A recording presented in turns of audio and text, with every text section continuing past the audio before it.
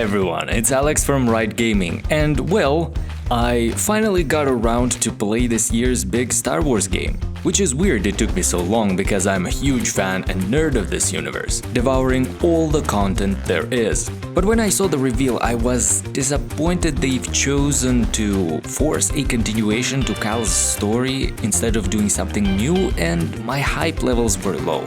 The game is a bigger and more impressive sequel to a story that needed none. And while it is perfect Star Wars and Respawn know what they're doing, I have so many subjective complaints that ultimately I was left disappointed by the end. Perhaps it is also because I was expecting something different from the next game in the series.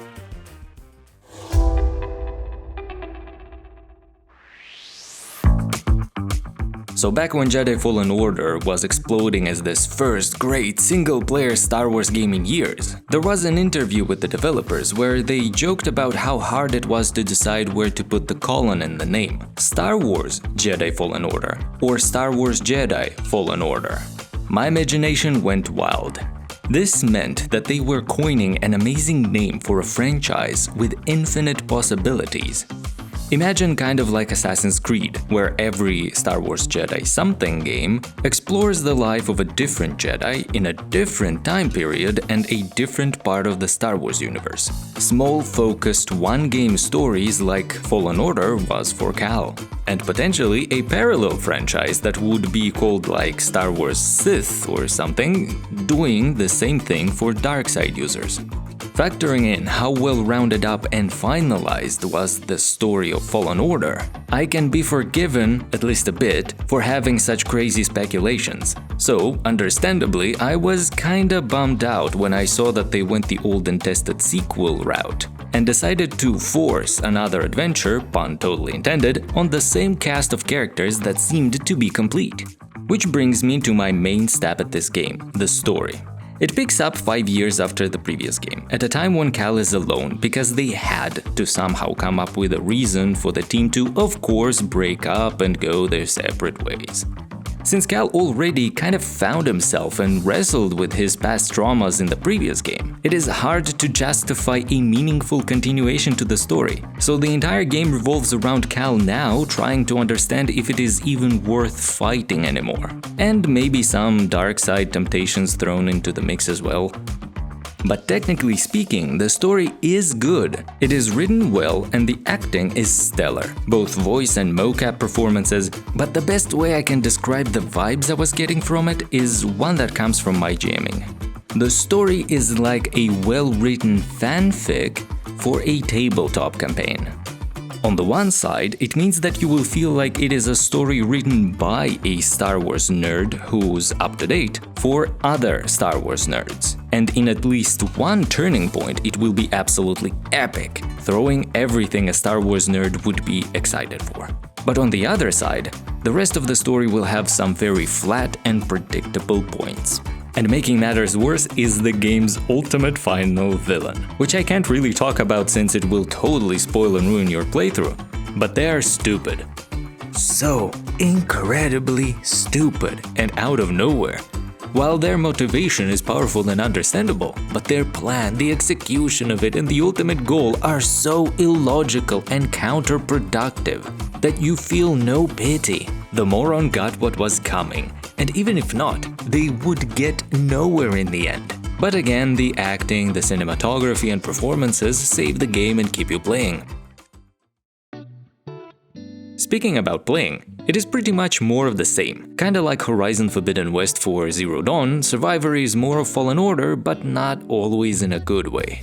The game is much bigger, yes, it has much more content for your money, but it feels like trying to create something bigger out of the same Lego set, which technically still has the same amount of pieces. The analogy came to me because I just finished building an X-Wing Lego model, but I digress.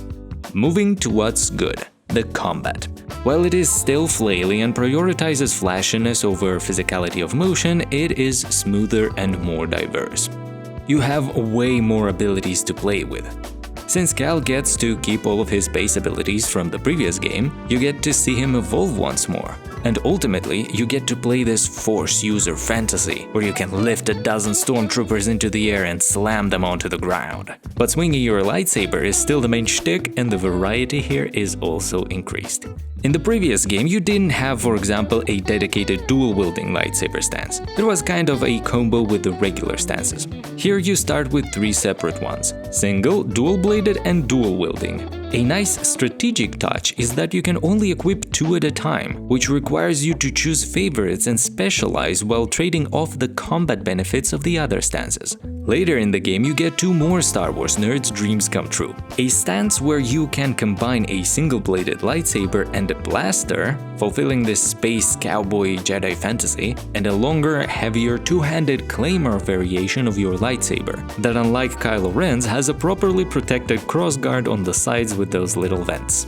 Combining the choice of the different stances with a vastly increased arsenal of Force powers improvements, you can really create your own fighting style. By the way, on the topic of style, the customization in this game is amazing. Cal can have different shirts, jackets, pants, beards, and hairstyles now. You get to pimp BD more as well, with loads of different colors, materials, and parts to swap, and the lightsabers just have a look and listen.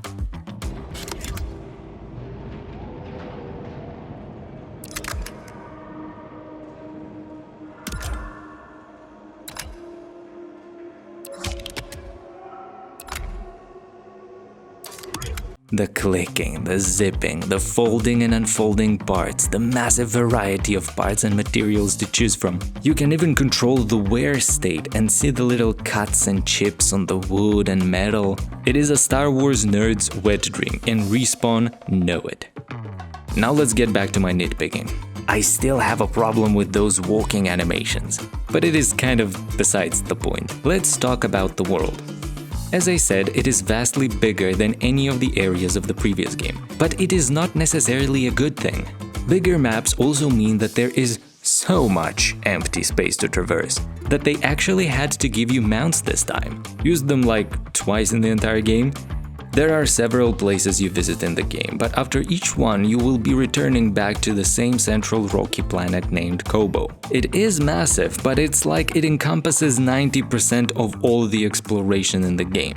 The other planets are just story bits that may seem big, but in essence they are just longer winding corridors that get more and more linear the further down the story you go.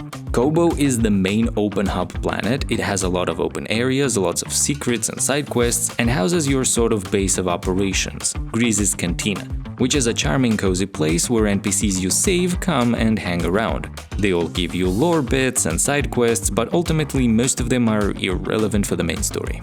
The variety of biomes is one area where I'm very disappointed with the sequel. Fallen Order had you covered.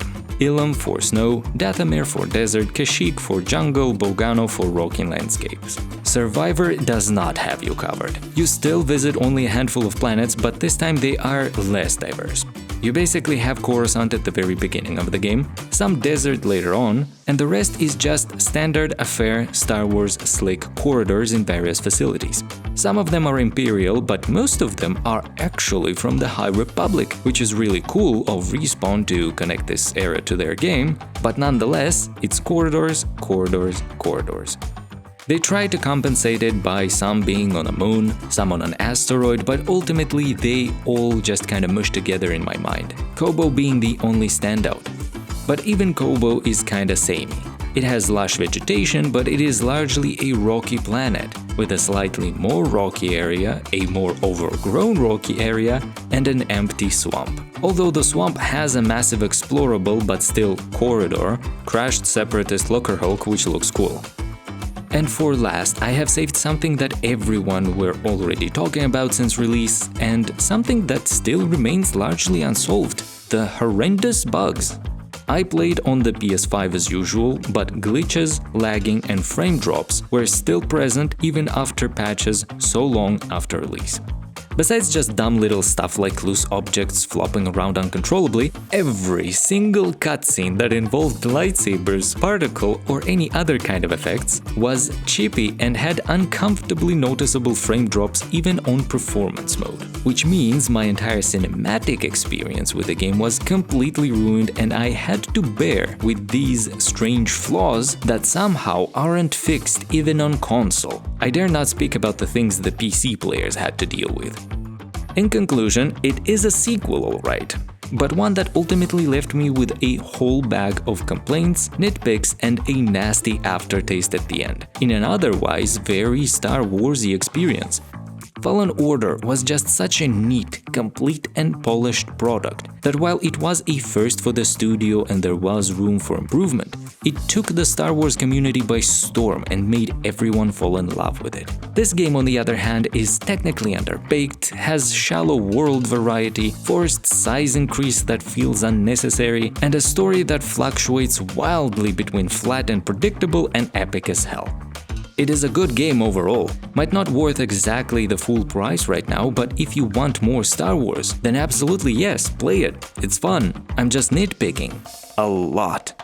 Otherwise, I would still rate it lower than the first one, but just for a package that feels less than the complete one we were treated in the first game.